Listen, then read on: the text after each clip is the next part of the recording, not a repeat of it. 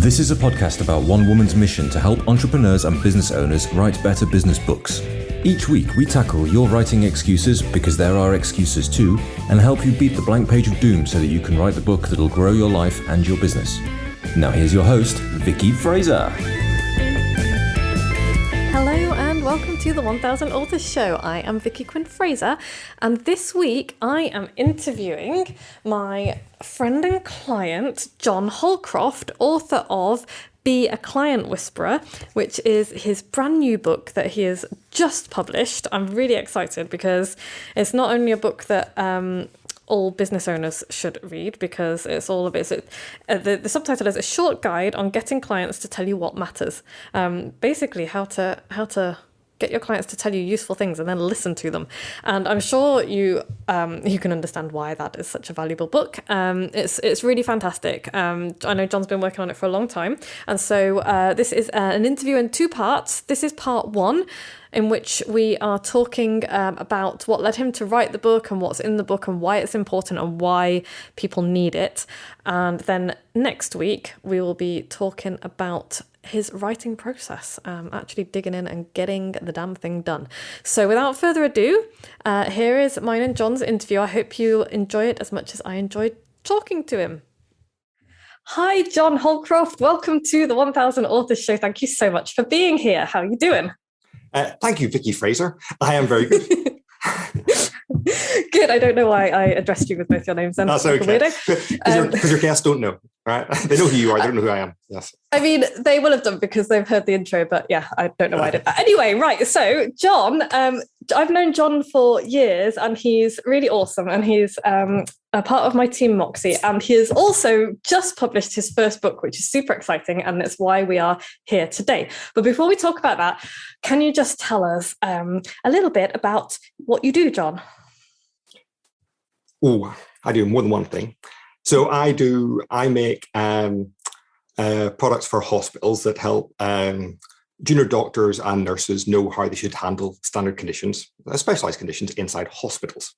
So that's one of the main products I do. But the other thing I do, which is part of the reason I'm writing the book, is helping to help people who run their own businesses and people who are creating products and services to make sure that they don't waste their time and that they focus themselves doing the right thing that gives them energy and works for their clients. Oh my gosh, that's a great elevator pitch. I hate the word elevator pitch. That's a great description. I really love that because having been a business owner, baby business owner, we do waste so much time creating amazing things that nobody wants. So can you, and I know that that's something that you've done. Can you tell us your tale of woe? Yeah, should tell you my horror stories. Yeah. Yeah, because I went from a very successful career in an investment bank, earning more money than I knew what to do with, to following my passion and creating a business and only stopping when I couldn't pay the mortgage. And I'm a clever guy. I thought, and I made a great product. But at the end of it, I realized it was always going to fail, despite it being really good. And I could have found out it was going to fail before I started, if only I'd talked to people beforehand and listened. So what was the thing that went horribly wrong? So I wanted to do my own thing. I wanted to do something useful. And my kids were learning musical instruments. And they were doing the graded exams. And that was all very hard. And I had failed. I'd given up learning the piano as a child because I'd done these things and lost motivation and stopped practicing and regretted it. Mm-hmm. As many people on this call will have been through, right? And yes. And I realized that actually that there was a fundamental problem here that dealt with the way that the way we expect kids to learn instruments at home. Well, there was a problem, and that the whole model of half hour of teaching and then you practice at home works for almost no one. And actually, we know what does work. And with new technology like iPads and phones and various things, there's things where you could really help people learn music at home very quickly with good science, good things. And I made a product for this and it was awesome. It looked amazing. Everyone who used it thought it was amazing.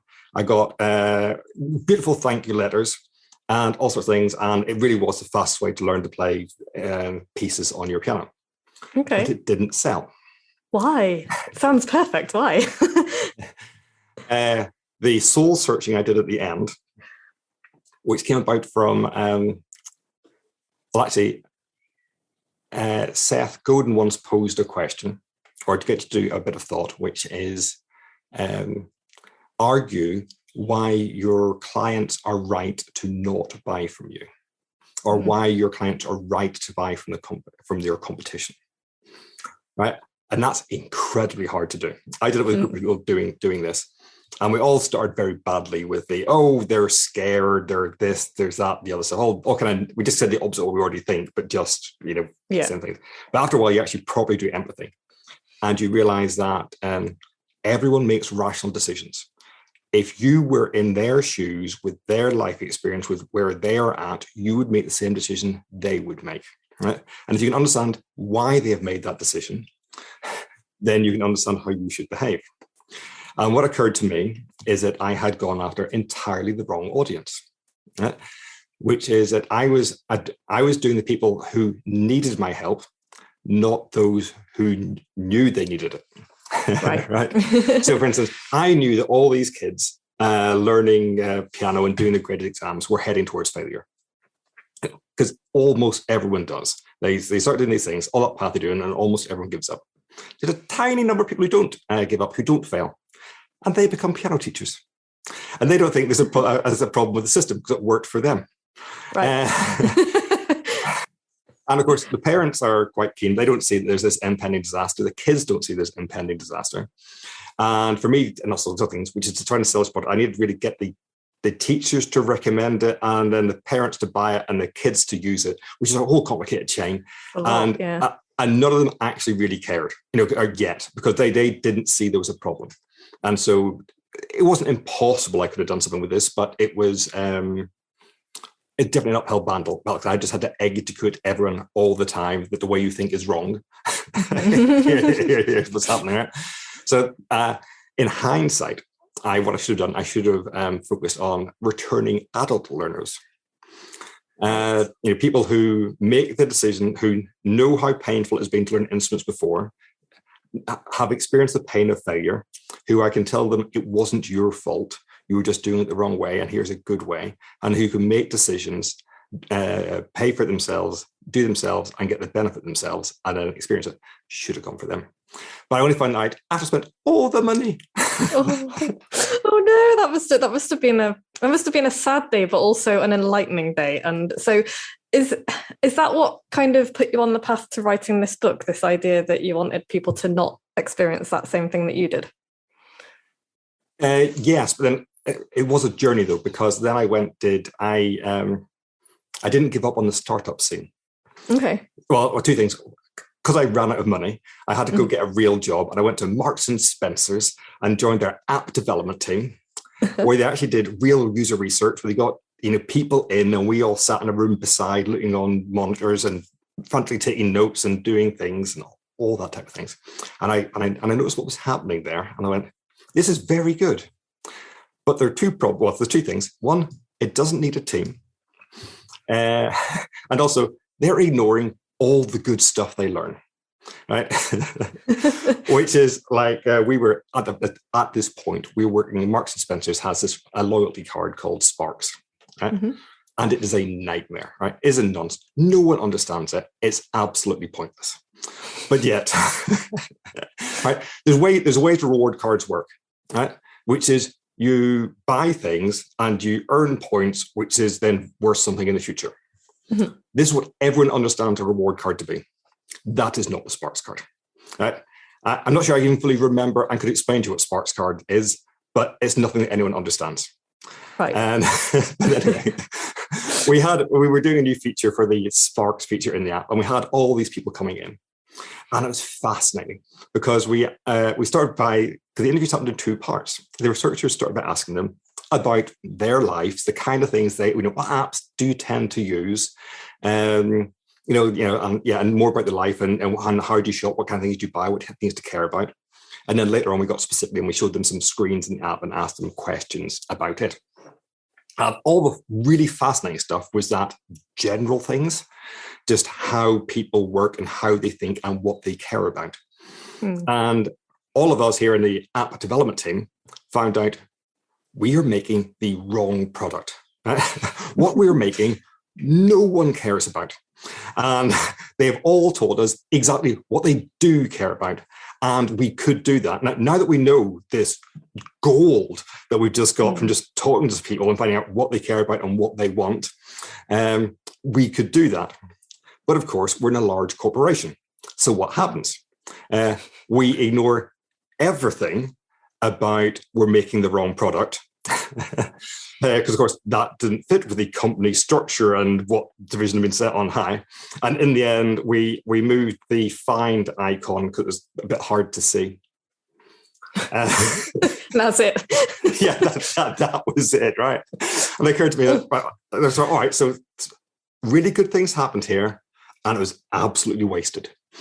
But I saw how it happened, right? Yeah. And then I did the startup scene. So I've been playing around. I've been doing things in medical technology, and I'd got to know a doctor. There's things called NHS Hack Days, which is where doctors and techies get together over a weekend, and doctors pitch. I think this is a problem that technology could help with, and then they kind of form teams and try to make things. And I got together with this doctor who had this really good idea for teaching people how to use otoscopes. Otoscopes being the things that doctors use to look into ears. Okay. Which is has to be used by some people, like general practitioners, a lot, but almost no one knows how to do them. In terms of they get 2 days training in year 3 or something of medical school, right? And then at some point you're going to be dumped into it. And yeah, they know how to shove it in someone's ear. But actually, knowing what you're seeing and diagnosing something is actually very hard, right? And it's hard for other reasons too, because what you see in the ear is this weird little porthole. You don't get a proper view, so you got to look around, and yeah, anyway, that's all hard. And he had this really good idea of actually using the iPhone to simulate it and to learn to diagnose things. And we did a really great job. My son, who was 10 years old at the time, learned to diagnose a whole range of ear conditions in half an hour. That's very cool. Well, yeah, he would be better than your standard GP surgery. Very cool and also terrifying. Yeah, and in half an hour.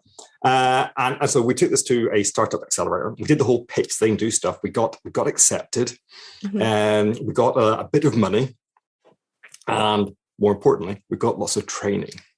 And we asked for recommendations. And because I knew that one of the things I'd be looking for is how trainable we are. So in the one of the first interviews, I told them honestly about the problems we were having about doing customer discovery and who cares what does, or who do things. They said, you want to read the Mom Test by Rob Fitzpatrick. Right. Right. So I went away and read the Mom Test by Rob Fitzpatrick. And the next interview, then said, I've read that. It's really interesting. Learned these things. I'm going to do these things, and moved on. And I got in and did things. Then I did actually start applying those one of the things, because Rob wrote on similar ideas to my book, but his is very much focused on the startup scene type of thing. But and we started interviewing clients, so potential clients. We knew we had a good product, but okay, who are we going to sell this to? And we started interviewing all various things. And of course, we thought GPs, right? GPs have to use otoscopes day in, day out, right? It is their job all the time, and they're not very good at it. And so hopefully that's the place where we can get in and sell this to. And so we did lots of interviews with GPs, and we'd ask them, how do you find diagnosing ear conditions? And and it's, no, I'm terrible at it. It's so bad. I got to do it all the time. And all these problems, all various things. And we asked, so what are you currently doing to fix it? And then they'd look at us sheepishly and tell us they're not doing anything about it. And awesome. And with everything I'd learned through, because we spent 3 months working really hard on this product, but based on my previous experience, I wasn't going to go on forever, right? And at the end of these 3 months, we'd worked really hard, we'd done the best we could, and I hadn't had a strong signal for success. So I said, time to do something else. The main factor was which is that we hadn't found someone who cared, right?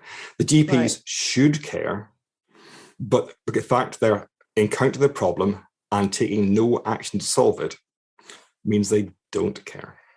Right. Again, not impossible. There's maybe a way you can do things. It's not impossible to sell anything. You can sell ice creams to the Eskimos if you really want to, but it's always a lot easier if you're pushing against an open door. Mm-hmm. Yeah. Okay. And so how to get there is that I kept realizing as I was going along is that so much of this product and service development is making decisions at the start. It's actually talking to people.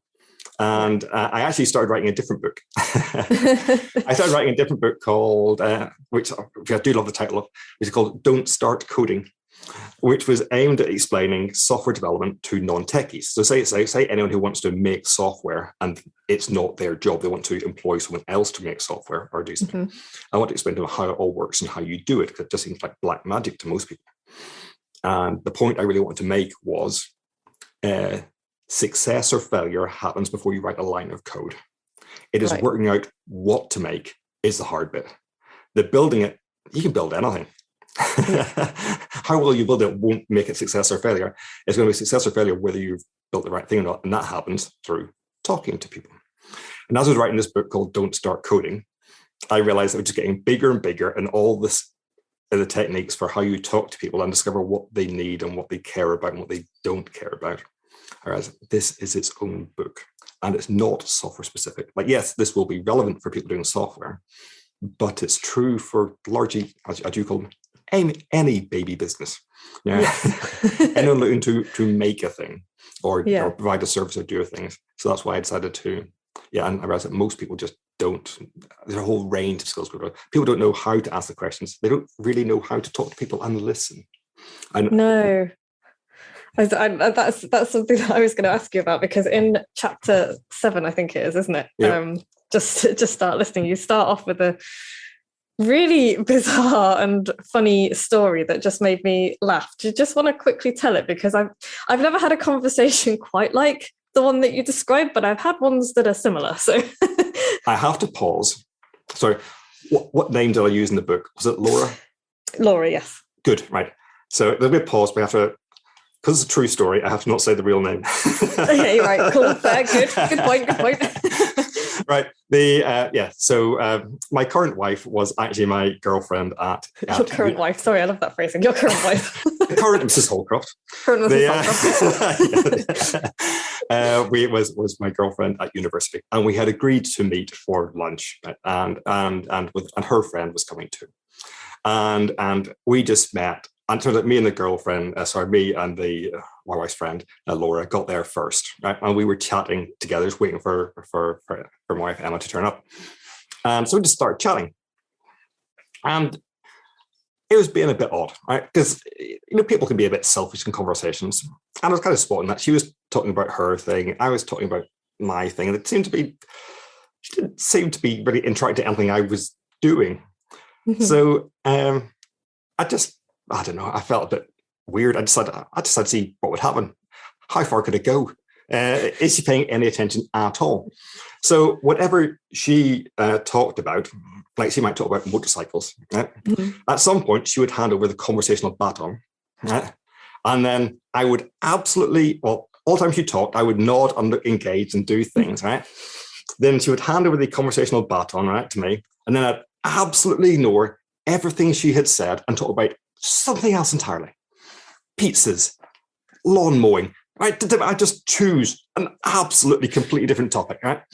And then at some point, I would then hand over the baton back to her. Right? And then she would then talk about something else that she was interested in, which was there's no relation to anything I had said. There wasn't even, that reminds me of. No connection whatsoever. That's so funny. And I just kept going, surely this is absurd. Surely she'll notice at some point. Wow. No, it wasn't noticed at all. Yeah. And that's hilarious, because I think a lot of people are just waiting for their turn to speak in a conversation, and I think that happens. Yeah. But I've never had that when it's taken to that level before. And it's just like, because everybody does it sometimes. Everybody kind of waits for their turn. But I'm sure if I was talking to someone and they started talking about something totally random, I'd be like, wait, what? At least wait, what? That was so funny. So what did that lead you to kind of Well, that was just a memory. It was one of the things it's a radar that I've developed. It's curious because in writing a book, there's a classic phrase, when one teaches to learn, right? So in the process of writing this book, I already thought I knew quite a bit and had lots of things to share. But as I went through quite a long journey of writing it, and I, of course, was consuming all the material I could kind of around it and putting it into practice, I got a lot better at talking to people. Because I'm not a natural conversationalist, right? It's not what there's some people who just are socialites. My sister-in-law is amazing at talking to people, and I'm super jealous of her. Well, I can kind of do it as a learned skill. I have to enter a room in a mode, right, and work as a thing, rather a thing that comes naturally. Yeah. And through this, I just went through all this stuff. I've realized I got very good at talking to people and getting them to open up and talk about things. But I'm also not very aware of when people don't. I just sit there and just realize I can entirely summarize everything about your life and what you care about. You've not the first clue about me. But I just sit there. I sit there, just in the back of my head. I notice, you're just making your point. You're not listening. And I think everyone notices to it. I'm quite attuned to it now, but I think everyone notices when people are just trying to make their point or sell or convince. Yeah, and it feels a little bit shitty. Indeed, yeah, and it's also the thing which is near the beginning of the book is that this is a problem lots of business people have, is that they their only experience or the only say marketing they've noticed is people doing it badly. Right? Yeah. You don't notice good stuff, right?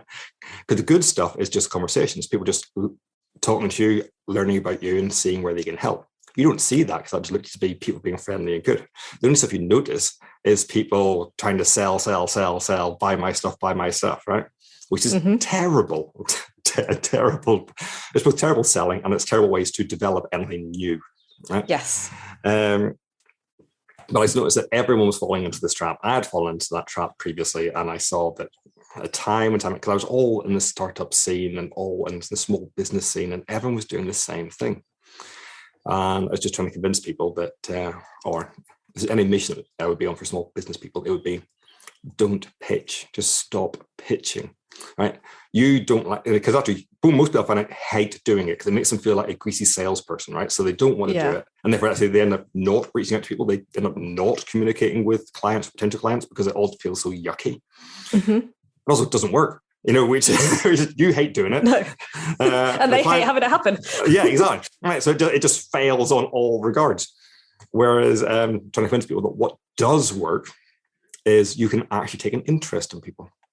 You talk to them, find out how are they handling the situation right now, how does it affect them, and then see if there's a way you can help. Simple. Although not simple, doesn't it? Easy. Yeah. Okay, so I've got so many questions for you, and we're seriously running out of time for this episode. So I'm absolutely going to get you back again. But I did just want to ask how, because one of the things that I like about your book is you've got worksheets in it, and I just think that's very good, because I think it's one of the things that I've been thinking about while we've been talking is you're absolutely right about all this, because business owners tend to have this idea of what they've got and they get excited about it. And it's like, I'm going to make this thing and everyone will love it, like you did. And then it's like, nobody wants it. What is happening? And so, yeah, we're all going to we're going to get better at listening to our clients. We're going to get better at getting them to tell us what they want. And then I'm like, then there's this little gap, because it's like, it's really hard to change habits for business owners as well, because when we've got in the habit of doing things, it's like, oh, this is, I'm putting these messages out there, I'm doing these things, and we can do all the right stuff and listen to the customers like you did at Marks and Spencer's, listen to what they're saying and then not do anything with it. So, I'm like, so, I mean, talk a little bit about that for a couple of minutes, because I think that's something that people will, even if they're not thinking about it now, they'll notice it when they start getting the information. It's like, oh, how am I actually going to break my bad habits and or put this into action? I will skip to the last chapter of the book. Okay. which actually, if you notice, is not actually listed in the introduction because it's supposed to be a surprise. But anyway, I will spell. I will spoil the surprise for people listening to this podcast. The last chapter is called I Know You're Scared, Do It Anyway. Right? And the people who've read the book and taken it into action have said, thank you, that was really good. And I tell the story, which is that when you finally decide to talk to your clients and find out and go in to listen, right? So you just want to talk to them and you want to find out about their lives. And yeah, we're not going to all the books up. The book has whole structure and things about how do you talk about, how do you get how do you actually ask the question and get them to tell you things that matter. So we're not going to go there right now, but you're going to talk to them, try to find out about their lives. And the first time you do this, you're going to be terrible. Right, you know, and we all have this, and school trains this way. School trains is an unhealthy thing, which is the one perfect go. Right, you don't realize that schools train this your entire life. The idea is you prepare, take the exam, get the result, and then a gatekeeper lets you move to the next level, right? Mm-hmm. And we don't notice that has programmed our thinking throughout our lives, whereas that's actually not how real life works. Real life is you just do things and get better. And almost there is no gatekeeper. Just do it. Yeah. All sorts of, anyway, so there's not one perfect. Generally, you have to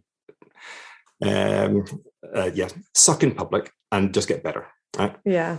And so for instance, I do, because I did this for this book, right? So when I started this book, I had these rough ideas in it, and I started by saying, like, all right, I don't want you to randomly write the book I think people need to hear. I'm going to find out where people are in this area and then address those. Mm-hmm. So I started quite early with, I put up a landing page for the main points I thought, and I recruited a whole kind of people who were interested in these ideas, and did a whole series of interviews with people just even before I even started writing the book on how do you encounter these problems, these situations that I think you're going to be in. Mm-hmm. And to find out what they cared about. Yeah, to find out what they cared about and what they didn't, and where they were at. And the first interview, two things, right? A number of people signed up, and or people who I could ask for interviews, right?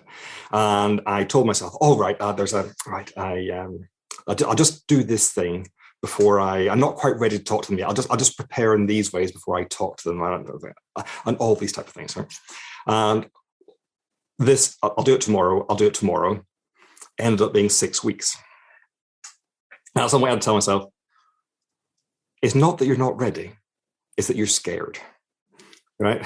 Which, because that, though I find it very easy to do client interviews for other people about other products and things and stuff, I find it very hard to do it for anything about me and about my things, right? But about something that really matters to me is actually very hard to talk to someone about. Yeah. And I realized that I had that problem. So I just, put my big boy pants and just asked the first person if I could talk to them. And we arranged it, and I semi-prepared, and we did the call. And to my mind, after I got off the call, I went, "Oh, that was really bad." I thought there's all these questions I didn't ask. I talked too much when it should have been them talking. And I could think all these things. But at the same point, I had learned a huge amount from talking to them. And they had noticed that I was interested in them and what they were doing. And they were now a believer in me.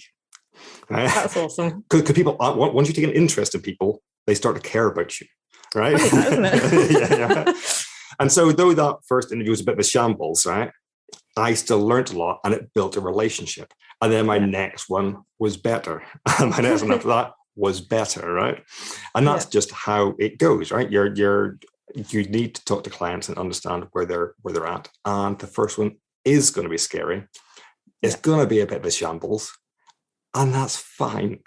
It's infinitely better than not doing it. It's simply better than pitching to them. Yes. And you'll be stronger and better the next time you do it.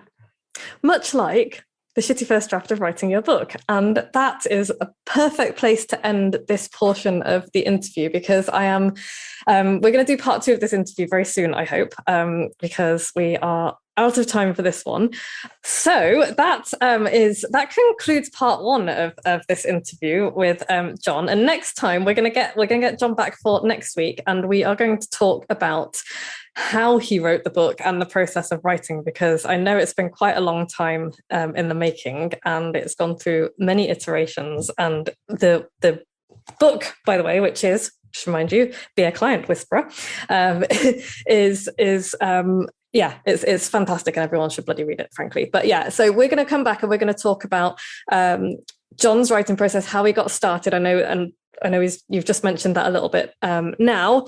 How you narrowed down your idea, how it developed, and how you actually found the process of writing the book and getting it out there. Is that okay? How I moved from shambles and despair to actually making something that's quite good. Yeah, which, by the way, is a process that every single writer who has ever written a book has gone through and will go through forever until the heat death of the universe, because that is how creating things works. So, so hopefully anyone who's listening to this will feel reassured by that. But for now, can you just tell everybody, please, where they can get a copy of Be a Client Whisperer and where they can find out more about you? Certainly. The best place to buy the book is on Amazon. Yes, wherever you are in the world, just look for Be a Client Whisperer. Or if you can know how to spell my name, just search my name, John Holcroft. That's Holcroft. And my website is johnholcroft.co.uk, where we do things. Fabulous. Thank you so much. This has been such a pleasure. And I'm sure I'm going to get you. I know you're coming back next week, but I'm sure I am going to get you back for other stuff as well, because this is it's so relevant to writing a book. Your book, like everything in your book, is so relevant to writing a book. So I can see us having several conversations about this. I got lucky in some ways, which is that I applied the startup scene and what I learned about that to writing a book. And it turned out to be exactly the right thing to do. Yeah. So, trailer for next week, they'll be talking of starting with an idea, learning from early people, despair as you just write random words and wonder what's going on, do things, getting out of the pit. How do you actually try teaching the ideas to people before the book is published, to both give you energy and to give you direction, and then getting it over the line. Yeah. And this is going to be really exciting because, like I say all the time, there are as many ways of writing a book as there are people who write books. But John and you and I have quite similar brains, I think. So I think this is going to be very cool. So stay tuned for next week. And John, thank you so much for part one. And I will see you in a few days. Awesome. Thank you very much. Thanks so much, John, and thank you, dear listener, for listening to that. I hope you enjoyed that interview, and I hope there's a lot that you took away from it, not least of which that we really need to not just talk to our clients, but really listen to them, and then use the information that they give us. It's super important, super valuable, and it will change everything. No more wasting time creating stuff that nobody wants. Is soul destroying. Let's not do any more of that. So, John, thank you so much. Really looking forward to sharing part 2 of this interview with you next week. In the meantime, you can find out more about John at johnholcroft.com, and if you go to Amazon and look for Be a Client Whisperer, that's the best place to get his book, and you absolutely should get his book. And then next week we'll be talking about how he wrote the book and the writing process.